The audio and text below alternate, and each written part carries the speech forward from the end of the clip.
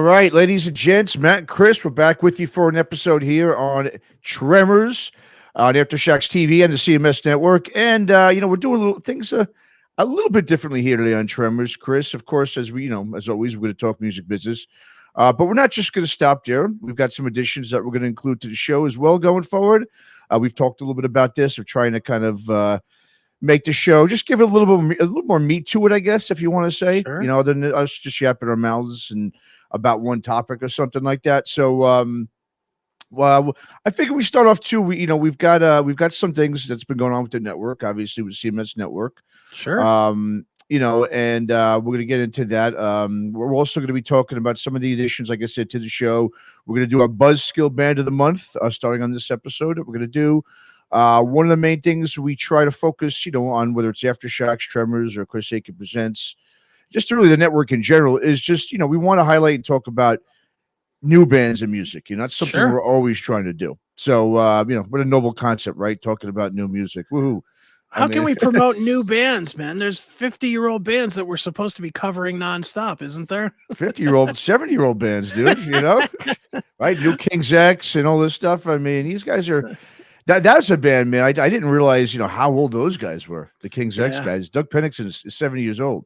Yeah. Oh yeah. They're old. When you interview them like this StreamYard, like I interviewed Doug for his Grinders Blues record. I don't know, a year ago, I guess it was. Man, he popped on screen. I was like, Jesus, dude, don't kill over dead. While we're doing the interview. I mean, he looked old, and I'm not a fan of his music, but I love Doug as a guy. He's like I don't know if you've ever interviewed him or met him or anything, but I haven't. No, nicest fucking guy you're ever gonna meet. He's so nice. You almost feel bad. Literally, I feel bad not being a King's X fan because he's so nice. And same with Ty Tabor. Ty was on what 6 months ago, right before he announced that he was sick. Yeah, he was on it, and just I'm talking to him, and he's like, "Well, let me tell you, buddy. Let me just tell you how everything's going. Let me show you something, my friend." And he's leaning back, pulling records up. I'm like, "Oh man, I hate that I don't like your music." Well, I like King's X, man. I'm not saying I'm the hugest fan in the world, but I remember they took me a little bit to get into them back in the day, because I remember they used to be lumped into, and they were always on Headbangers Ball. And so you'd hear these thrash songs, and all of a sudden in between you'd hear, This Is Love or something, from King's X. It's like they just never, I think, found like they never fit anywhere in particular, and that was the thing about them, you know what I mean? But they're, like I said, great musicians, obviously, Oh yeah, they're great musicians.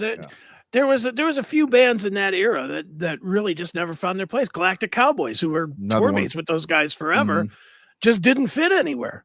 So they put them on Headbangers Ball, and they'd try and wedge it between a Motley Crue video and a Slaughter video. You're like, yeah, that doesn't work. So then later they tried to wedge them in between Soundgarden and Stone Temple Pilots. That didn't work. Didn't work. Yeah, it just didn't work for those guys. Which I mean, I appreciate what they do. I'll go to the source and listen to the Beatles.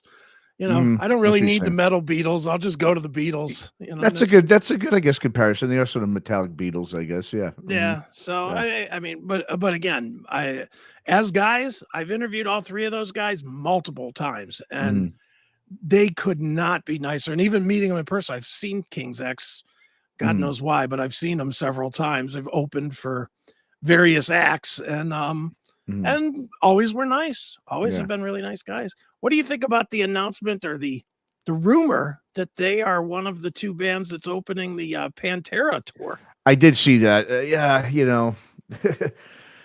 I mean, I guess because of the Texas connection, that's the only reason I'm thinking that they would be doing that.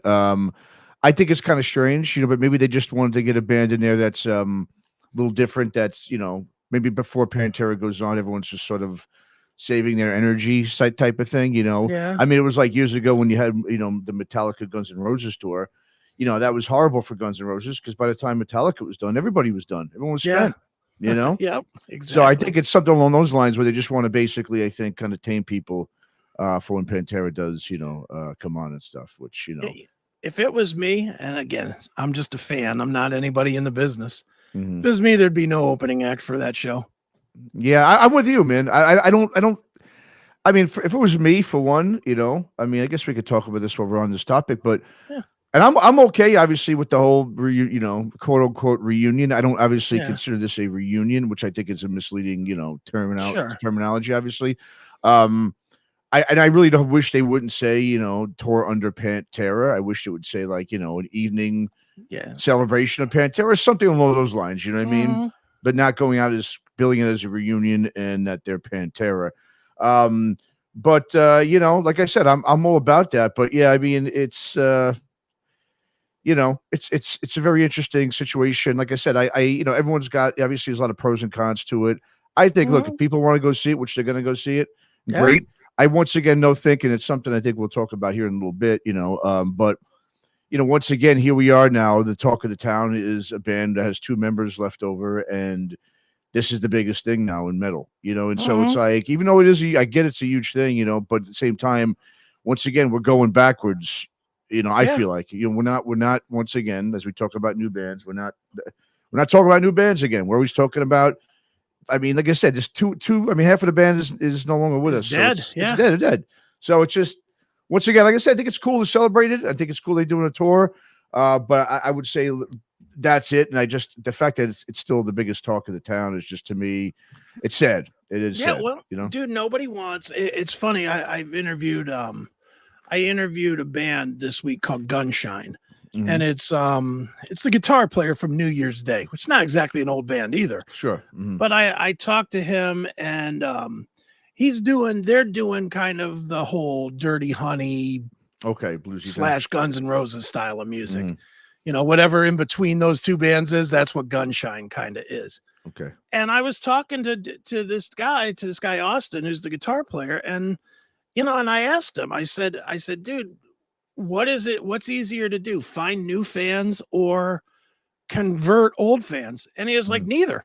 Yeah. He's like, new fans don't want nothing to do with old style music, and old fans are if you didn't have a history, they don't want to be bothered with you. And that just blows. It's so. It does. Yeah. I never thought, and because and you're probably the same way. When I was 20 years old, I never thought that I would have like a stop point for music. And I don't. But everybody my age does. Yep. Everybody my age that grew up listening to the same music as me, they've all kind of stopped, and they either only listen to their Motley Crue records or their, whatever, AC/DC or Deep Purple or whatever, or they've converted. They've gone to fucking Jason Aldean, and because their wives make them listen to that bullshit. And that's really what it comes down to is everybody just kind of, they've stopped growing with their music. They've almost, in a way, I think they've stopped enjoying music. They've stopped getting the enjoyment out of it, and now it's just peripheral shit that's part of just part of their day. Yeah. It's the lead in and out between quarters of the football game. It's not important to them anymore. Sure. Yeah. No, I mean, and that's a good, that's a good point about like, that question that you asked him, because that's one thing I do notice. You're right. A lot of people who were into metal and rock growing up, like they're either usually, like I said, into the same bands, they'll move on, or like you said, they actually start listening to a different type of music completely. I mean, how many people do you know? I mean, I've heard of this too, about people that got into country music as they get older. Yeah. That were metal fans and stuff. There's a lot of people. Dude, just a bulk of them. Just a bulk of them have done that. It's and these are the same people that when we were kids, man, we couldn't tease those guys with their stupid cowboy hats and their bandanas exactly. enough. We would be like, "Oh, you fucking faggot, what are you doing wearing that hat?" I mean, we used to beat them to death with that stuff, and then all of a sudden now here they are with their singing about how their tractor isn't sexy or whatever. And it's like, Jesus Christ, come on. I know, man. It's just, like I said, there's nothing wrong with, I mean, obviously listen to some other types of music, but I never understood people who, and a lot of these guys, the guys who do want to switch to these music, these are the guys that were really trendy with the style and the clothing and everything. They had the whole get up, they had the whole look. And then they completely just don't even listen to this music like 5 years, when they turn like 30 or so, once they have kids or get married or something. Yeah. I just don't think they listen to music at all. I honestly think it's funny because I've thought about this long and hard. And, you know, and I've told you this, and I've said this on the CMS before. My mom was always like the cool rock chick. Like, even when I was a little kid, you know, I was raised on Who records and Stones and early Springsteen and, you know, whatever was rock. And, you know, my mom, who was cool, took me to shows from the time I was 8 years old. I went and saw Led Zeppelin. I was 9. That's awesome. You know, I mean, I saw Zeppelin at 9 years old. And even today, my mom, who's 74 years old, listens to hardcore hip hop. Like, really? Yeah, I mean, she listens to. I'll get in her car and fucking T.I. or something will come on, or some kind of some kind of like, because she's progressed her way and stayed current with the music. Got it. Okay. Her way, you know, and I think I am a blueprint of that. But then I look to my dad, who is, you know, who I rode around in the car with a lot. And my dad had like a stop point. My dad's stop point was 1985. Was and it was Rod Stewart's Some Guys Have All the Luck album, or whatever that was. Camouflage, yeah. You know, I had that record, so yeah, I remember that. Yeah. But I mean, there was from that date in 85 until he passed 10 years ago, you know, I don't think there was 2 new records. Wow. I mean, it was all Lionel Richie, and it was all, you know, Slim Whitman, and, you know, because he was a truck driver, so he sort of veered into that country thing too. Sure, of course, yeah. But man, I used to hate it, like going from my mom's car and we'd be rocking the Who or something. And then like for baseball practice, as an example, we'd go, my mom would take me to baseball practice and we'd be rocking. And she always has sports cars, so she's always driving like a 280ZX Turbo or something. We'd be riding down the street, rocking some good tunes. And then my dad would show up, because he was always one of the assistant coaches. And he'd be like, okay, ride home with me so that we can stop over and get your whatever. Get in a car with him, and it's the fucking Grassroots or something. It's like, oh, dude, are you kidding? But yeah, no, you know, well, we've obviously we've got we both know a few people that are like that themselves, right? They have that stopgap, you know. And I think a lot of people just, you know, like you said, maybe they're not really just huge music fans in general. Maybe it's the music of their youth that just sort of brings them back. It's more of like, you know, they channel certain memories or whatever it is when they hear that stuff. But yeah, no, you're right, man. I mean, most people just do have that sort of, okay, don't listen to nothing past a certain time period, you know. And some people don't even like even though those bands are still around today, a lot of them, they don't listen to their new stuff either, right? Oh, you no. know? Yeah, because they always say, well, that stuff can't be as good as the stuff I remember. You know, it's like, you know, we make fun of this one listener on the CMS that listens to Deep Purple all the time, but he stops pretty much at Perfect Strangers. Okay. And there's what, 40 years of albums after Perfect Strangers or whatever. And I mean, they're still making records. Deep Purple, they made a record last year, I think, that Infinite Dreams or whatever. Yep. And I doubt he could name 2 songs from it as a total diehard fan of that band. You know, and Deep Purple's had, you know, Rapture and Bananas and Perpendicular, and, you know, they've had all these albums after Whoosh, you know, since you know, the Perfect Strangers record. But most people, and I think that's the same for most Deep Purple people. Most Deep Purple people stop at Perfect Strangers. Perfect Strangers, knocking on your back door. You know, that's the last thing they can name of it. And I think it's probably more normal than we think. You know, I think we're the oddballs, not them. I think so. Yeah, you're right. No, I think so. You know, because most people do stop. Most people, I'm 53 years old, and when I try to find another 53-year-old person that's listening to New Soulfly or something, yeah, dude, no, you know, it's like, forget it. There's nobody. They're like, Soulfly, what is that? Is that gospel music? I've literally had somebody ask me if Soulfly was gospel music. Nice. It's like, yeah, check it out. No, it's true, man. You're right. I mean, there aren't so many guys in the 50s that are listening to new music like you do. Yeah. You know, I think from it's hard to say really for people, you know, people my age, but I'm 46 going on 47. Yeah. It's kind of the same thing. No, I mean, I have some friends that listen to new stuff, but it's usually they listen to just the new stuff from bands they already know and like. You know, they'll discover bands a little bit along the way, Mhm. they'll pick off a band here and there, but yeah, no one really does Yeah. kind of. Not many people do what we and you do, which is like every day we're listening to new stuff and trying to find new stuff. Right. Literally every single day. Sure. You The know. people your Yeah. age, they're probably still saying, "Oh, cool, new Limp Bizkit. Oh, wow, new Corn."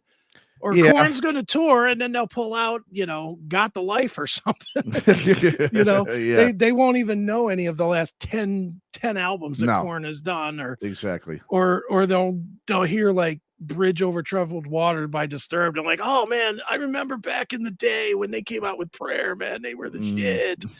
It's like it's just it's like, dude, where you been? So much out there, man. I know there's so much music, man, and that's that's one of the things we're going to talk a little bit about today is just kind of. Well, first, before I get into the topic today, we just, what we'll do is we'll keep, I just want to keep everyone updated as we were talking a little bit earlier about what's going on in the world of the CMS network.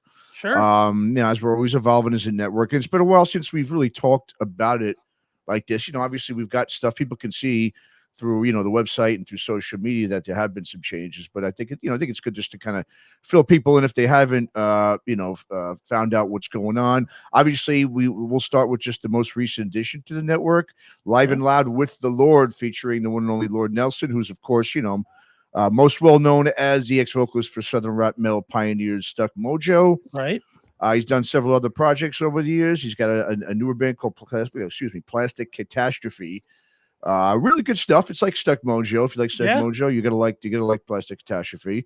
And obviously in his show, he's done some great interviews, and of course, we just interviewed him. You can check that out now. That's up now, right, on our on all the pages and all the sites and everything. So you can check out our interview with him to get to know him a little bit more if you're not familiar with Lord Nelson. And but yeah, he's been a great addition to the network. He fits in, I think, perfectly what we're doing here. Good dude, and just real genuine guy and stuff. So I tell you all the time, it was a great addition that you did for the. Yeah, I'm so happy to have him on the network, and I love his show. And his is one of those shows that you don't have to know anything at all about the guest to love the show. Yeah. I mean, there's been several. I mean, he's done some stuff that you would obviously know, Benji from Skindred and stuff like that, where and obviously he's had some of the Stuck Mojo guys on and stuff. So he definitely interviews guys that you would know. But to me, the things that have been the best are the ones where I have no idea who they are. Like I think the first one we had on the network was some guy that was what was his name? Adam Lavender or something. Lavender. Yeah. That was he was like a blacksmith or something. Yeah. And it was like the most interesting, fun interview, and just the way Lord interacted with them and stuff. It was just so much fun. He's got an interesting style that is very different from anybody else on the network. And I think it's just very compelling. And that, when I did bring Lord on, that was one of the things that I wanted to have, was something different. It's because we all we all have our own style, but it is sort of the same. And then Lord he's really out there with something completely different. So we're all like serious, and he's like chilling in a chair, just, hey, what's up? Yeah. Well, you know what this is? I see a lot of podcasts that always say, like, that they don't want to do like what me and you do, which is traditional sort of interview, old school journalism.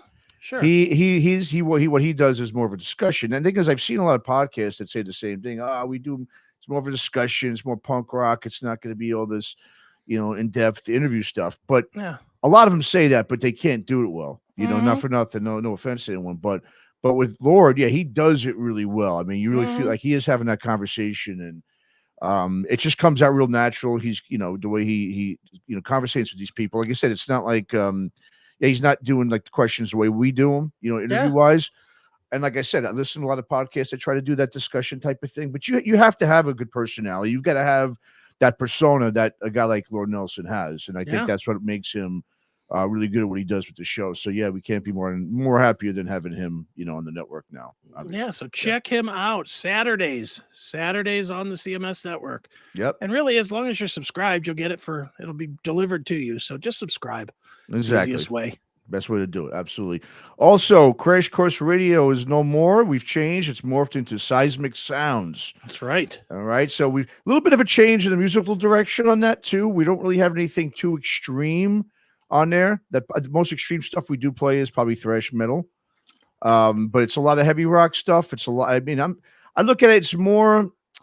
It's got, a lot of the 90s thrash groove metal kind of bands. It's got some crossover stuff. It's got obviously stoner and doom and some classic metal, some, new wave of the traditional heavy metal stuff that we hear now, bands like Haunt and those kind of bands. But the 90s is a sound that's kind of back. And so, when I was looking at a lot of these radio stations that are out there, they play a lot of the same stuff. So once again, we're trying to have something different.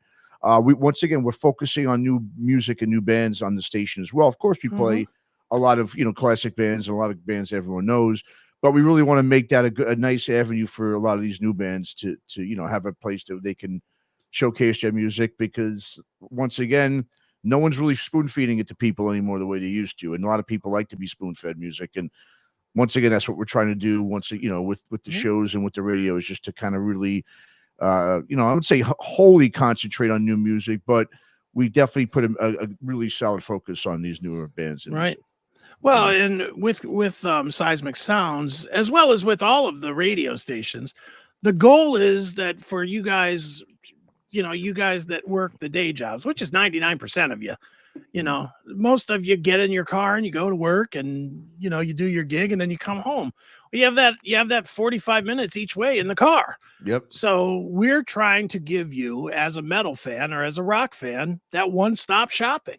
You want to listen to interviews? Here. It's there. You want to listen to new bands? They're there. You want to listen to old bands? They're there. Want to listen to music? Well, we got 4 stations for you. We got Seismic Sounds, which does kind of the heavier stuff. We've got KRFK, which is doing kind of the heavier hair metal to the touch of thrash, I guess. Right to that level, and maybe some more 90s type stuff, 90s rock stuff than the other stations. Got Hairball John, that'll give you all the hair metal stuff, and we got the CMS Network that's doing the, if you want to hear the best of me and Neely just being idiots, you can listen to that 24/7. Yeah. And we're working on a death metal station. We're almost there with that one too. For you really extreme people, we're gonna have something for you. It's just a lot of negotiations going on right now to get that done. So we'll have that as well. But the bottom line is, no matter what you're into as far as metal, we're going to make it so you don't have to go to this link or this app or that app. It's all going to be on one app, our app. Yep. If you have the CMS Network app, it's all going to be on it. So it's your easiest way to get to and from work or at work or whatever, and just listen all day long. Yeah, no, absolutely. And one of the things we're doing too with the Seismic Sounds is we're going to be bringing we're going to do some written journalism going forward too. We're going to have some reviews. Yeah, some articles. I mean, nothing, we don't want it to make it something. We just, everyone likes something different. Some people like to read, some people like to watch, and so we want to give, we're not going to, we're just going to, what we're doing is highlighting bands that we want to push. I mean, that's really what Seismic Sounds is going to be about. We're going to review albums that are good. We're not going to, one thing, that you see sometimes on these journalism sites is they do reviews of records or shows or whatever it is, and they'll rate them, 3 stars out of 5. We're not doing any of that kind of stuff. What we're doing is just, if we like something, we're going to write about it and we're going to push it, and we're going to, hopefully you guys out there will listen to it, read it, watch, whatever it is we have out there for you. But that's the only way to really get new music out there, is just to keep pushing it, and to have different avenues. So there's not a ton of, of those. There's just obviously a bunch of blogs, it'll be more like a blog type of thing, Seismic Sounds. There's a bunch out there, but we're just once again, we're not focusing on writing about Judas Priest or Iron Maiden. It's going to be about a lot of the new up and coming bands. So that's where we want to focus with Seismic Sounds. And then, of course, I know if you want to talk a little bit about, the heavy metal television situation that's going on right now. Well, there ain't much to talk about. It's done. That's about as much as there is to talk about. It just didn't take off the way we wanted it to. And, therefore it got ended. That's it, really. There's no real ugliness to it or nothing. I mean, it didn't go, I'm not going to say it went away perfectly fine. It came with some arguing or whatever, but me and Eric are fine. And I gave it back to Eric, and it just didn't work out. It just, as we went forward, it really became clear, at least to me, that people just don't consume video that way anymore. No, they don't. They want to consume it on demand. On demand, yep. And no matter how much we tried, no matter how much we pushed it, we couldn't get people to consume it that way. So, so it just went away. I mean, that's really the long and the short of it. I wish there was some crazy long story to tell, that involved, people hitting each other with bats or some shit like that. But other than a couple fuck you, no fuck yous, then, on the phone, that was about it. Yeah. Well, no, and like you said, man, it is. It's tough these days, when everything is on demand. I mean, people don't want to sit through a video or song or whatever it is that they don't like. I mean, they have the option, and that's one of the things, I mean, back in the day, MTV or so forth, we didn't have any other option. That was it. You had to sit through it, so, or you just didn't watch it. So, it's tough to, I thought it was a really good job you did on it, man. I thought, the idea was great. Unfortunately, like I said, it's just not something that's in high demand, and therefore, like you said, there's really no point in wasting time and money and energy and all that stuff on it if people aren't really gonna, consume it, like they used to. So, it was cool while it lasted, but at the same time, like I said, we've got so much other stuff going on, that I know you're not, it isn't going to leave a big gap in your schedule. Let's put it that way. You can fill that time pretty easily with other stuff. It just filled in pretty quickly. It was kind of like when a wave goes out in the sand. Yeah. For a second, it's like, but then 2 seconds later, there's another one that just fucking comes in and it brings even more water in it. That's kind of how it felt. Just had a day or two that was like, oh, cool. Don't have to do this today. Oh, we got all these other things to do. Yeah, exactly. These other things I've been putting off. Now I got to do them. Now you can do them. It gives you the time to do it. Absolutely. Well, let's also talk just quickly too, with what the shows and directions we're going in with Aftershocks and Tremors and Chris Aiken Presents. Sure. As we did last year, right around the time you got sick last year, we switched things up a little bit with Aftershocks. We it used to be about, just doing anything, interviewing anybody we wanted to interview. Then we kind of, corralled it a little bit and got into putting out some more, like I said, more focusing more on the newer bands, not really doing a lot of the classic, metal stuff or any of the 80s stuff. And we're still kind of doing that with the Aftershocks. We're really focusing on a lot of the heavy rock stuff, like I was saying before. The 90s are back in right now. That's the era I grew up in. I love the music from the 90s, the metal and the hard rock from the 90s. All the thrash and the groove metal and the crossover stuff or the stoner stuff that came in the early 90s, Caius and those bands, the heavy rock stuff. So we're going to, that's what we're really focusing on going forward with Aftershocks. Tremors obviously is what we talk about, music business. Sometimes we'll have a guest on like a Lord Nelson, but if we have a nice extended interview, we'll put that on as Tremors since it's a little extended. Where Aftershocks is more about these bands coming on and really just pumping their new record or their new tour or whatever it is they're doing. And so, like I said, there's not going to be a lot of the modern metal or anything pop metal and melodic metal related with Aftershocks. But of course, nothing really extreme like death metal or anything like that. But a lot of that stuff, if you do want to see that, you could find that on Chris Aiken Presents. Why don't you talk about Chris Aiken Presents? And that's really become the smorgasbord of the network, hasn't it? Yeah, it sure has. It's basically whatever everybody else doesn't want to do, I'm willing to do it. But it's I don't know. It's I have so many interests in so many things that I can never feed it all. I really can't feed all of it. And I like to talk to musicians about all their different styles. So Chris Aiken Presents, at least one, if not 2 episodes a week will be interviews with bands. And a lot of it is bands that you probably haven't heard of. Some that you have. I mean, it's kind of that in the middle. I will interview whomever, if I get offered, like I just accepted a Anthrax and BLS interview. Very nice. And I'll obviously do that. That's that obviously fits the thing. But then like one of my favorites that I've done in the last couple of weeks was this band Seventh Storm, which is Mike Gaspar, the drummer formerly of Moonspell, who after 30 years in Moonspell left that band to start over. Wow. And I was just compelled by that. I was like, wow, 30 years and you're going to start over. And so I reached out to him and did an interview with him. So it's all over the board with that. And then at least one episode pretty much every week, maybe more, is going to be all my pop culture stuff, my TV watching, my movie watching, my if I go out to a show, like show reviews or quick catch-ups with different bands. Like next week I'm gonna do a listen through of the new Tesla song with Frank Hannon from Tesla. Oh, very cool. So okay. different types of stuff. And with all of it, there's gonna be a bunch of different guests. It's gonna be more of a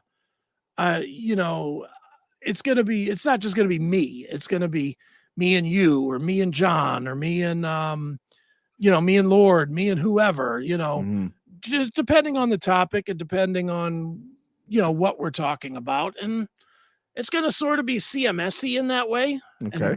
And I like the CMS-y or messy because it's not going to be real clean. It's not going to be super clean the way I do it, but it just really is going to catch everything. So it's kind of, if you like pop culture stuff, that did seem like something we weren't covering much of outside of the music. True. And this is going to be where you catch that. So, okay. And that's at chrisaiken.net. Very cool, man. Awesome. Yeah. I mean, it's just, I like what you're doing with the show, man. Like I said, it's, I like that you're kind of a little all over the place with the different genres and bands and stuff. And, sure. Like I said, that's definitely something we do need to have on the network, man. And obviously no one does them better than you, man. So I'm glad to see where that's going. And I think you're doing great with it. And, thanks. Yeah, man. So, well, let's we're about a half hour in right now. So let's go ahead. I'm just going to bring up the Buzzskill Band of the Month. So we're going to do this, like I said, every we're trying to do one of these episodes every month. That's what we're trying to do with these. Do a monthly episode, keep people up to date what's going on with the network, and then talk about a topic, a music business related topic. But we also, once again, want to bring to everyone a new band or two that we like and that we want to push. The Buzzskill Band of the Month this month. Let me just bring up real quick here. Yeah, so our Buzzskill Band of the Month is MEZZOA. They have a new song called Where'd You Go? That's out right now. This is a great band. I just interviewed the guitarist, vocalist, Nacho, the band from San Diego. They play that heavy rock stuff in the same vein as like a Fu Manchu, Kaius type of sound. I mean, nothing, kind of deserty stoner stuff. But I love this guy's voice. He's just got a really good voice. He reminds me of, like I was telling him in the interview, reminds me of like a mix of Evan Dando from the Lemonheads and what's his face, the singer from Alan Parsons Project, Woodruff. Oh yeah, yeah. He's just got a really kind of really interesting voice. I think that's what kind of sets them apart a little bit from a lot of the those sort of desert rock, stoner rock bands. So MEZZOA is the band, and we're gonna play a clip of the song, which is out now, called "Where'd You Go." You can go ahead and check it out on all the streaming sites.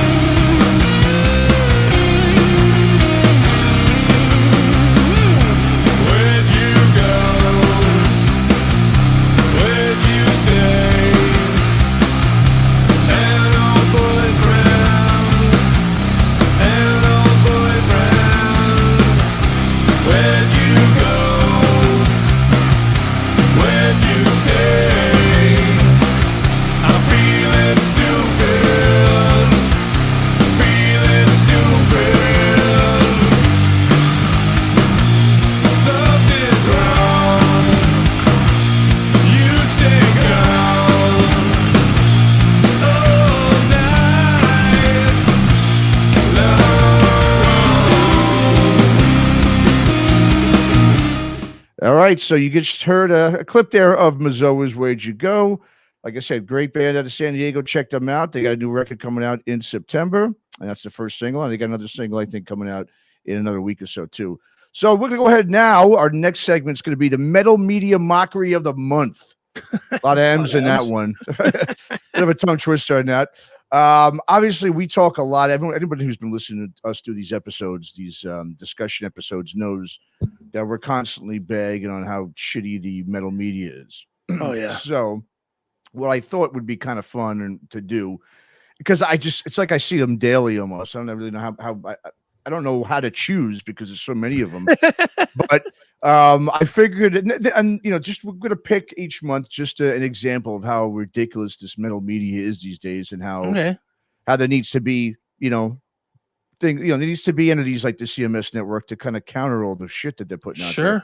So let me bring this one up, and I thought, now this one, let me just bring it up because this one, this really disappointed me because this is a publication and I thought was a pretty decent publication. Okay, Metal Hammer. Metal Hammer. I mean, right? I mean, what's your take on Metal Hammer before we get into this? I mean, as far as I've always known, they've been solid. Right? I always thought they were very solid. Now, when I saw this, very disappointed. So here's the big news from Metal Hammer that came out a few weeks ago.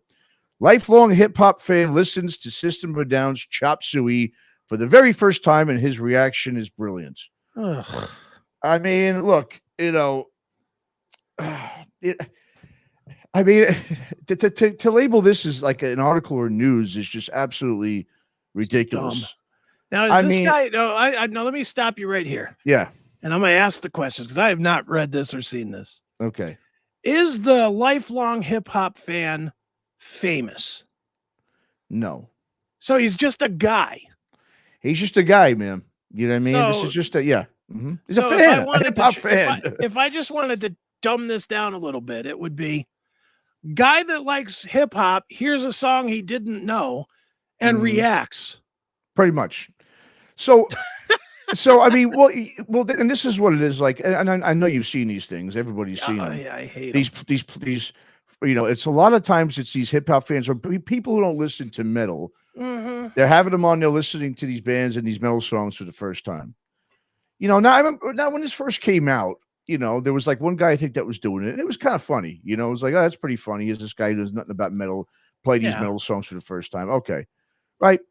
Funny for about a minute. You know what I mean? Like, it's for it's a length of a TikTok funny. Exactly. But to sit now, the thing is, there is I can't tell you how many people are doing this now. It's all over the place. And it's fake now. It's clearly guys that know the music, but they're just going, "Oh my God, that's terrible," or whatever. Exactly. Or they're sitting there and like, I remember when before we interviewed the band Piston back in like March, April, I remember they had, I guess some guy did that with one of their songs from their first album they put out, 20 plus years ago. And, remember they posted it on their page. I was just kind of funny, but then he did it for like a couple other songs because what they do is they see, oh, okay, I got a lot of clicks for this band and this song. Let me do a couple of more songs now for the band to get clicks. Right. And it's just, I mean, this is a fucking joke. I expect maybe a Metal Injection or a Metal Sucks to put something like this up. But really, for a publication like Metal Hammer, that, like you said, I thought is solid, it's a well-respected publication. This is just more doom and gloom for this metal journalism industry that's going on right now. It's fucking bullshit. It's just, hey, click me. That's it. I mean, watch this guy act silly. That's really that's what they should call this. Watch this guy act silly. Yeah, making faces. Yeah, because he's hearing System of a Down's Chop Suey for the first time. Well, obviously.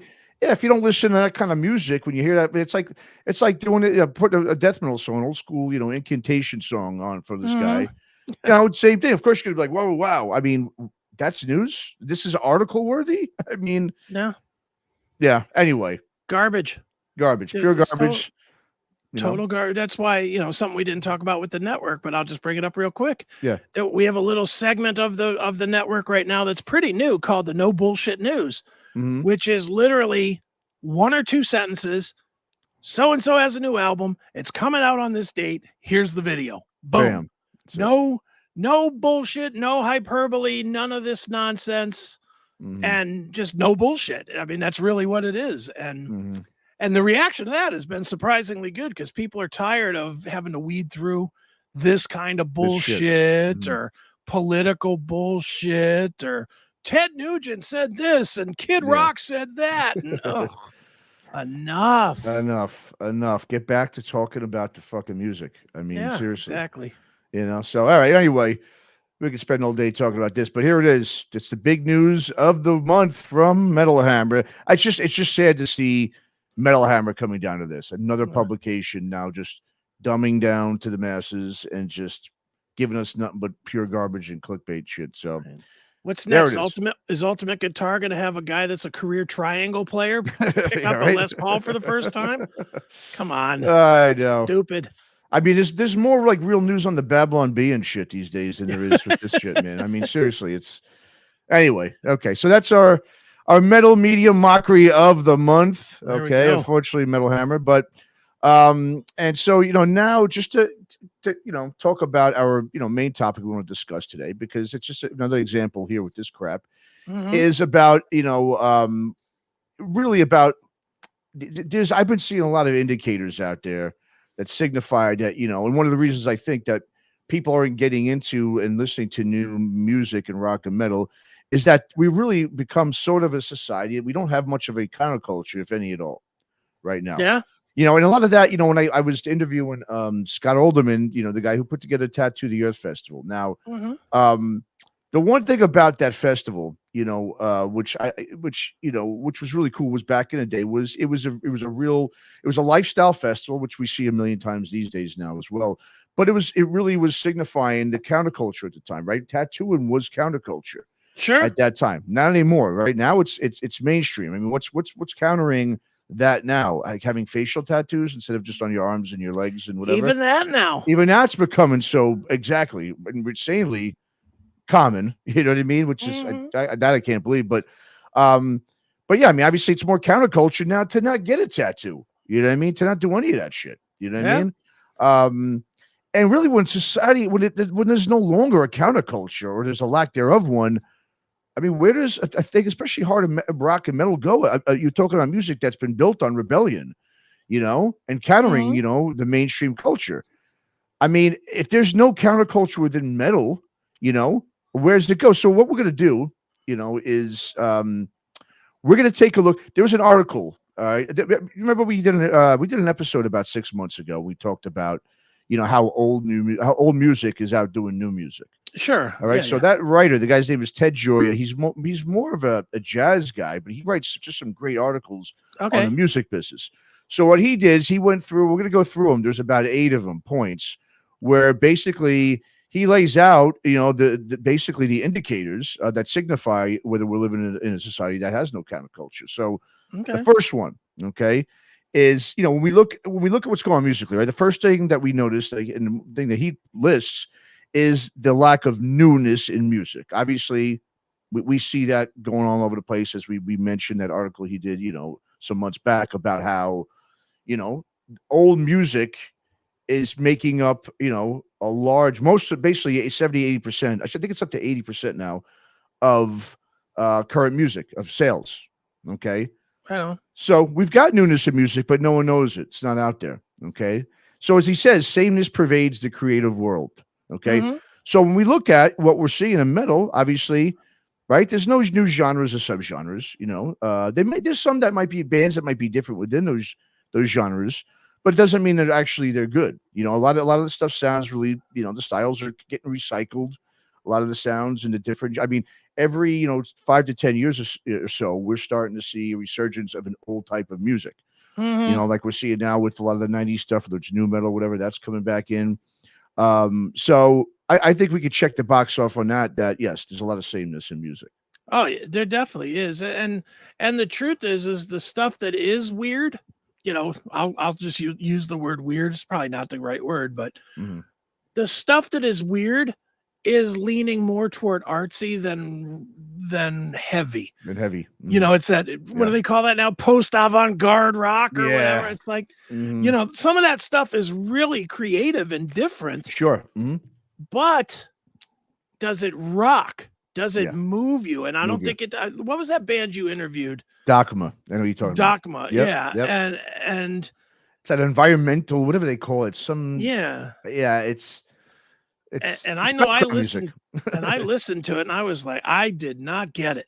It was just too ethereal, I guess. I guess that's probably the term I want to use. I mean, it was heavy, but I just didn't get what they were trying to do. And I think that's part of it, is the stuff that is new and different doesn't it has to adhere, at least on some level, to the traditional standards of rock and metal. And this stuff that they're trying to do now that's new is just gone. I agree. Yep. So So I think definitely. Number 2, he says that dominant themes feel static and repetitive. So I mean, most artists right now out there, what are they singing about? What's their themes about? pandemic. Politics, yeah. Yeah, politics and the pandemic, exactly, right? On podcasts, right? We've been talking about this. We see everybody in the podcast. You're interviewing the same artists and same bands, all old bands. They focus on the same style of music. Most of it's just classic stuff that's popular, that was popular. Yeah.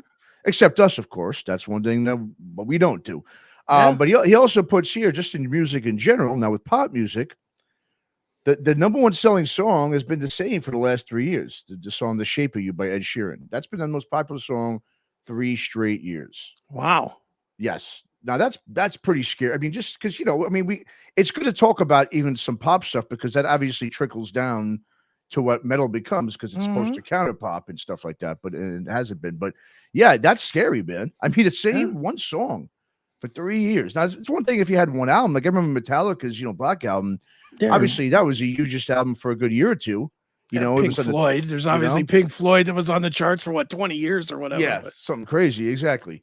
But yeah, I mean, once again, and it's dominant themes feel static or repetitive. Would you agree? I agree with that. I agree with that. Yeah, I mean, it's hard to delineate between one band and the other because they're all singing about the same shit. Same shit. Mm-hmm. Yeah. Yeah, I agree. Yeah. Okay. Next one. It says imitation of the conventional is rewarded. Now, this is a one we could dig a little deep into. I mean, we see this all over the place, not just metal, but music in general. If you are different, if you sound different, if you look different, yeah, good luck getting discovered. They don't discover bands anymore, right? And that I mean, even in movies, right? We see movies, music, movies, any creative pursuits are really being evaluated really on financial interests more than anything.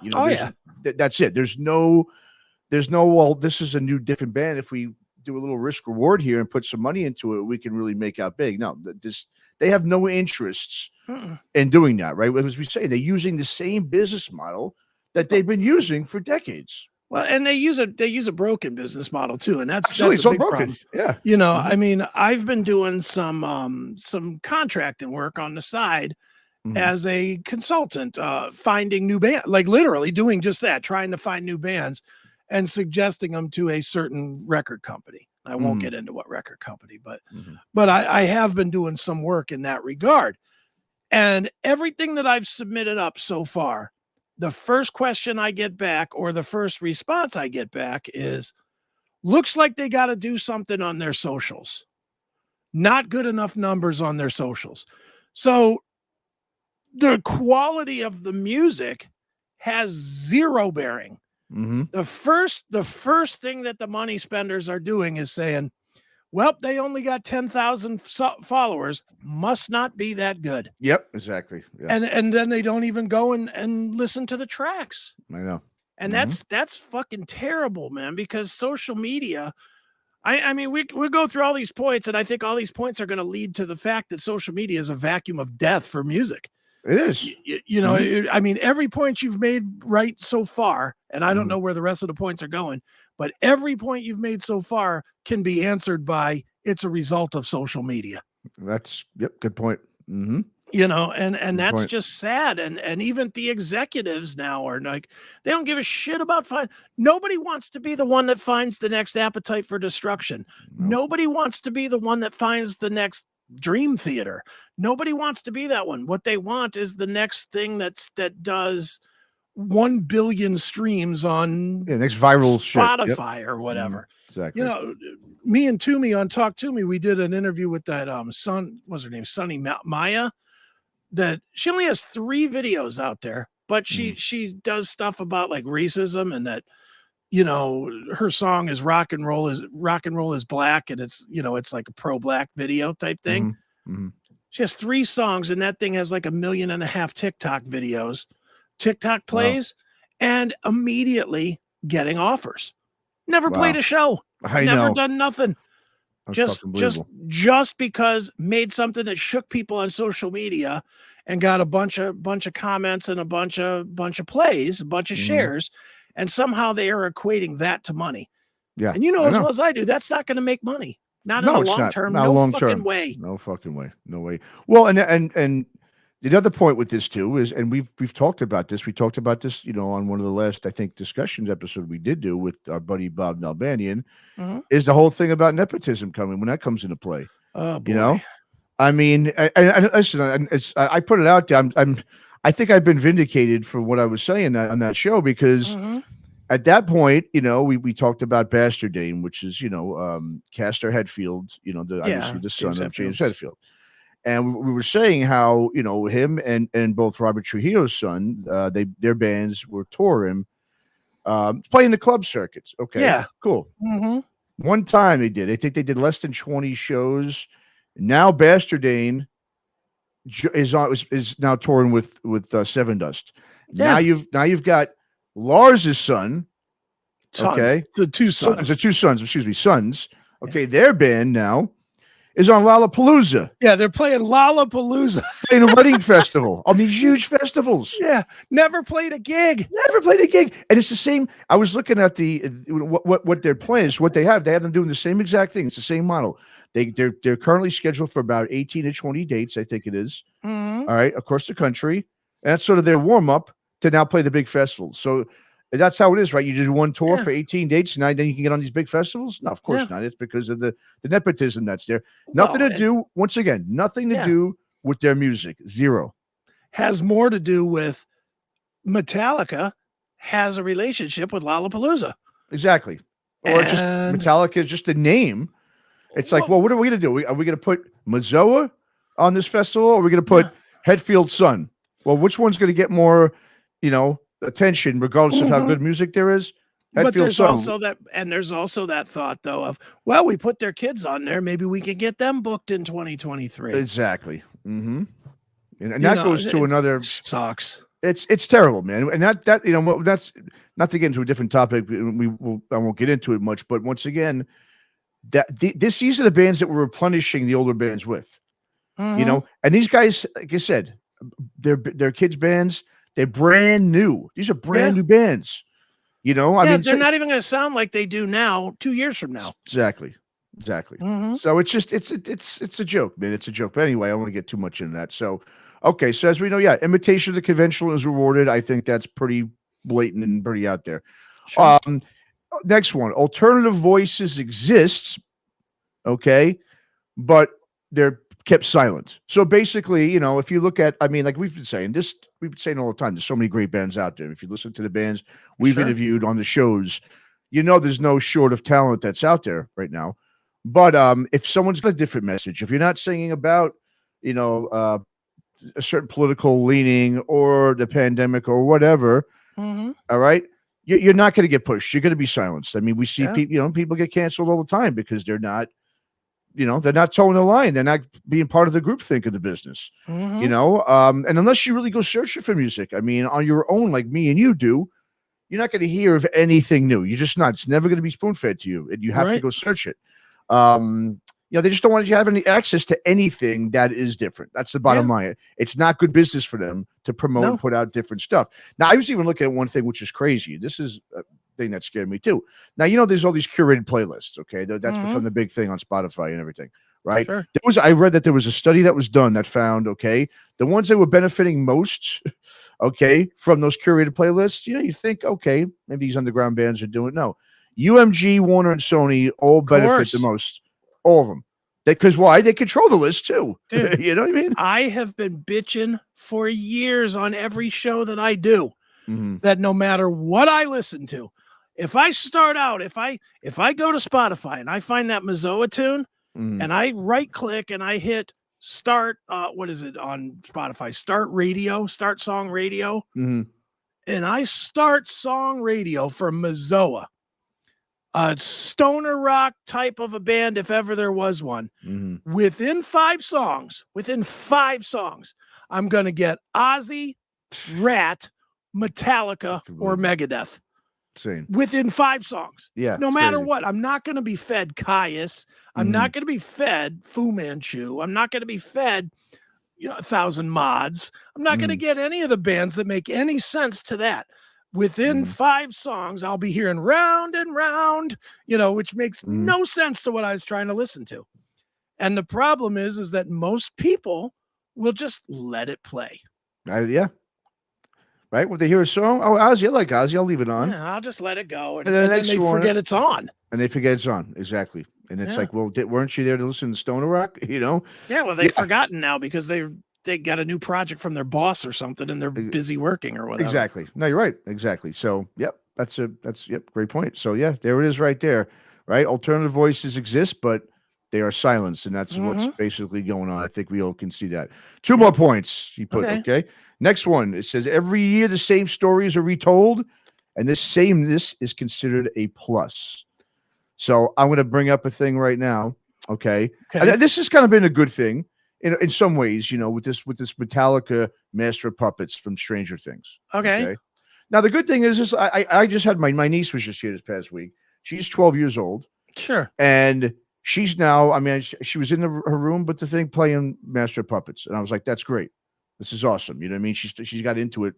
She said she kind of knew it before that, but I don't know if she really did. But, but of course, Stranger Things has. Sure. Stranger Things popped it into her mind. Exactly. Now, I would say it's a plus for helping kids discover metal. Okay, that's a good plus. But, the fact that Master of Puppets cracked the Billboard Top 100 for the first time ever because of it, and the fact that people are celebrating that's a good thing is not a good thing. You know what I mean? I mean, we're celebrating music right now. Like, woohoo, this album that was 35 years old is now in the top 100. Woo, way to go. I mean, same story. Like I said, sameness is considered a plus. Yeah. And I mean, dude, that all started with The Sopranos with Journey. Don't stop believing at The Sopranos. You're right. That's right. It literally brought Journey back from, Journey was playing 3,000 seat venues until The Sopranos. Yeah. And then all of a sudden they were back to being an arena band again.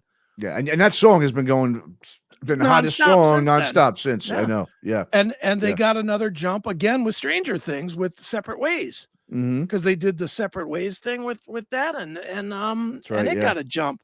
The problem that I have is I agree fully with your point here that celebrating old stuff is bad, but it's bad on both sides. Did you see that fucking Metallica released just a dog shit video for Master of Puppets this week? No, I didn't. Are you kidding me? I mean, first of all, they should ignore that. Wow. Yeah.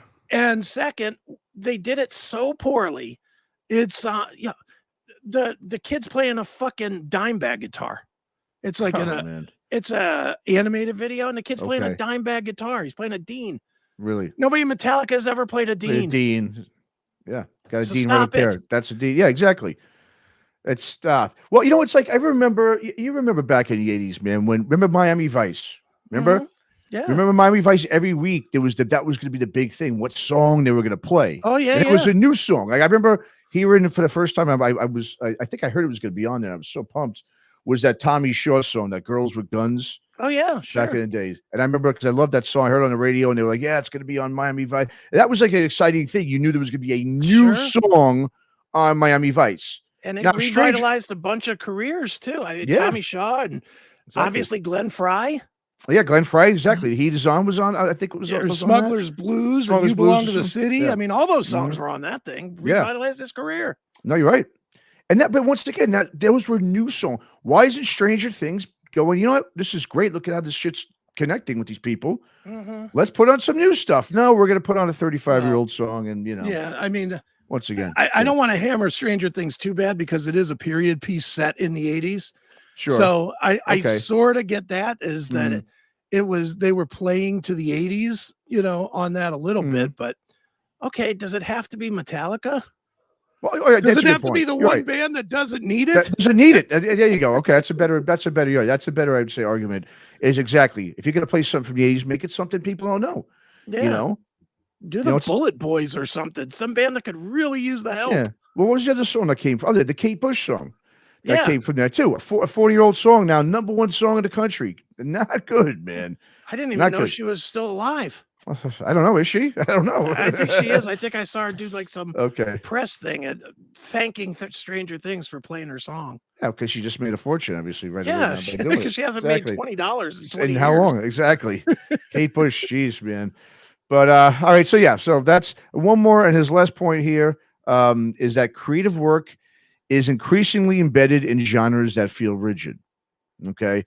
Now, if you look, right. I mean, if you look at metal, I mean, we'll just take metal. You know, when I look at what's new coming out in metal that's quote unquote creative, a lot of that's in the modern metal field. You know, I at least I feel that way.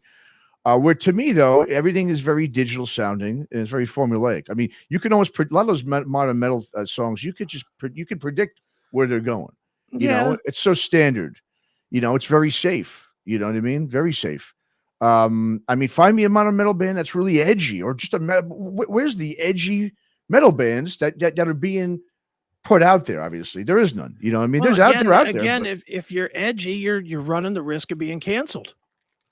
Exactly. That's the problem. It's cancel culture has taken creativity and edge, and you know, these bands can't go into town X and smash up a recording studio or a hotel room or something. They'll be canceled in a heartbeat now. Yeah. You know, now if they do that, they'll just find negative reviews and Twitter bombs and, you know, blah, blah, blah, blah, blah. People be doxing them. This is where they live. Go trash their house. Yeah. True. You know, I mean, that's the edge is gone because society won't let it happen. You know, but to the point that you were making there, I don't think I agree with this point.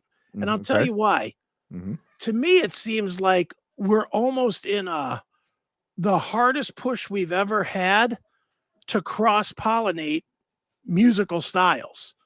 Seems like, you know, we got Lil Nas doing rap and country. We got, you know, rappers constantly appearing now on metal songs, and metal artists appearing on rap albums, and Lady Gaga showing up at the Grammys with Metallica. But then we go through that in the 90s, right? I mean, when they mixed hip hop and rap with everything. We did it a couple of times. It wasn't as prevalent as now. Now you got literally guys that have spent their whole career rapping, and Machine Gun Kelly. Now all of a sudden he's doing rock albums. Demi Lovato, she was a pop star up until a month ago. Yeah. And now she's an edgy rocker. Yeah. Rocker. I mean, they're really pushing to. Well, they're repackaging these artists. But what they're doing is they're taking any substance off the walls. You know, forever we had a wall. You could listen to up to this level, and that was rock. And you never confused Metallica with the same wall of music that John Cougar Mellencamp was in. You never confused, I don't know, Garth Brooks with Kiss. You know, you just didn't do that. It just, you know, there was a line, and now where's that line? Now everybody wants to. It's almost a badge of honor. Megadeth a week ago just released a song with Ice Cube or Ice-T. With Ice-T in the song. I don't hate it. I mean, honestly, it's not as rappy as I thought it was going to be, but it's still a guy who's known for rap. And I know he's also known for Body Count, but I know he's more known as a rapper, though. He's a rapper. Yeah. You know, and he's on a Megadeth record. 35 years ago, if I'd have told you, yeah, there's going to be a rapper on a Megadeth album, you'd have punched me in the face and told me I was an asshole. I'm sure if you told that to Dave Mustaine, he would have punched you in the face until. That's what I mean. Exactly. Exactly. Yeah. They've sort of gone out of their way to blur their own line because they want the mainstream cred still, and the mainstream cred is not with rock anymore. It's with hip hop and R&B. So it's like the metal guys want to blur that line. Yeah. And they're blurring it more than ever. That's true. That's interesting. I mean, where in the 90s it was the opposite. You know, where rock was the shit, and hip hop and rap were using, or, you know, tag teaming with the you know, the rappers were tag teaming with the metal musicians to tap into their, you know, at least to tap into their audience and so forth. But you know, but the difference is, you know, back then when you heard Ice-T, you know, singing on Judgment Night soundtrack, when they did like the Judgment Night soundtrack is a great example of that, obviously. You know what I mean?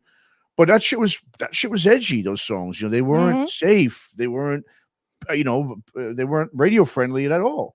Right. Yeah. And now it's our industry's a fucking mess. It's a fucking disaster, dude. It's a disaster. I mean, it's always been a disaster, but it is, at least musically, there was, they at least took chances and risks, and they did pump out some great bands, these major labels back in the day. Sure. They just, like you said, a broken business model that they're still using. And as long as they continue to use that, nothing is going to change. This shit's going to continue to go on. It's just the way it is. I agree, man. Yeah. Well, all righty. Well, that's that. So as we took a look into the, counterculture within metal and rock, like I said, not much going on there.